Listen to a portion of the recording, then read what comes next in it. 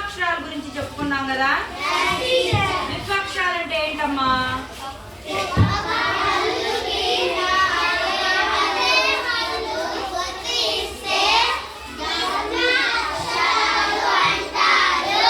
ఒక హల్లుకి అదే హల్లు ఒత్తుగా వస్తే వాటిని ద్విత్వాక్షరాలు అంటారు. మరి ఒక హల్లుకి వేరొక హల్లు యొక్క ఒత్తు వస్తే వాటిని ఏమంటారో తెలుసా? సంయుక్త అక్షరాలని అంటారు. ఇవి ఈ చార్ట్ చూడండి నాన్న. సంయుక్తాక్షర పదాలు చదవండి.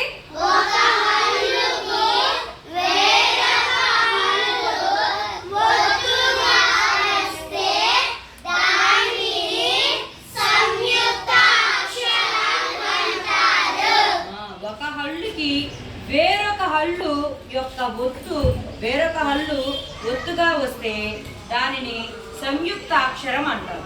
ఆ అక్షరాలతో కూడిన పదాలని సంయుక్త అక్షర పదాలని అంటారు. అలాగే ఒక హల్లుకు వేరొక హల్లు ఒత్తుగా వస్తే దానిని సంయుక్త అక్షరం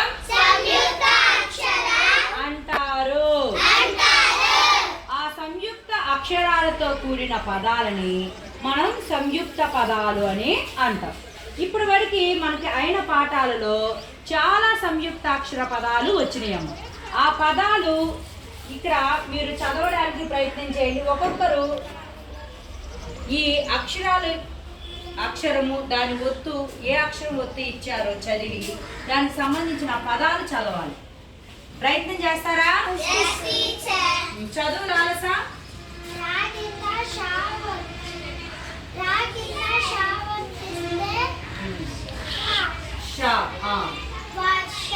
వర్షం చదువు. మీరు చదువు.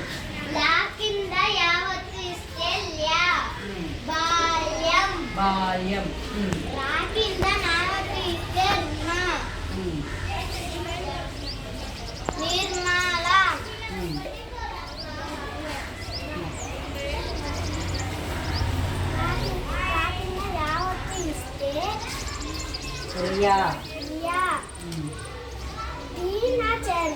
దినచర్య.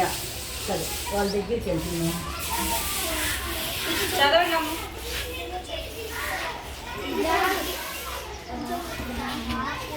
రా కింద గావొత్తు ఇస్తే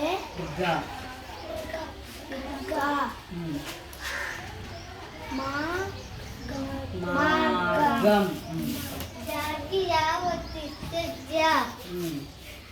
రాజ్యం. కింద పావత్తు ఇస్తే కల్పవల్లి. రావత్తు దాకి రావత్తు ఇస్తే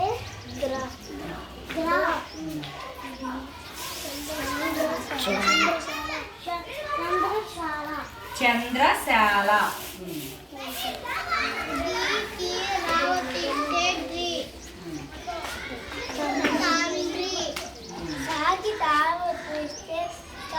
పుస్తకం.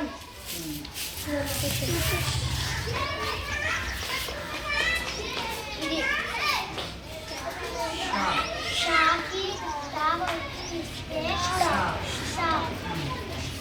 ఇష్టం. గాకి రావొత్తిస్తే ఉగ్ర.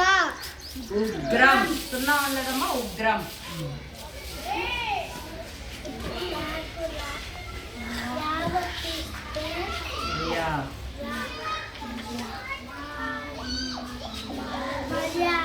మర్యాద. లాకి వావొత్తు ఇస్తే కాల్వలు. తాకి యావత్తు ఇస్తే పద్యాలు. తాకి కావొత్తే మార్కటం. మర్కటం.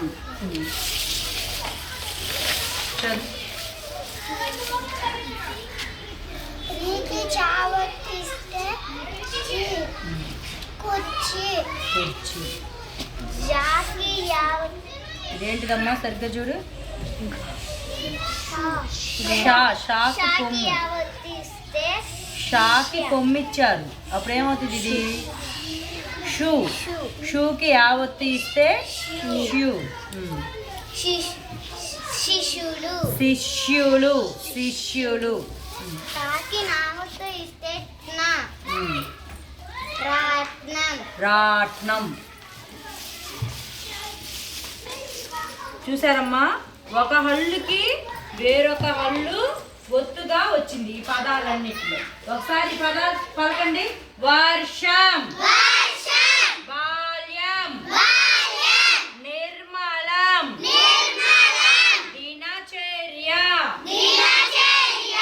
మార్గం, రాజ్యం, కల్పవల్లి, చంద్రశాల, తండ్రి, పుస్తకం, ఇష్టం, ఉగ్రం, మర్యాద, కాల్వలు, పద్యాలు, మర్కటం, కుర్చీ, శిష్యులు, రాట్నం. రేపు ఈ సంయుక్తాక్షరాల మీద మళ్ళీ ఇంకో 2 యాక్టివిటీ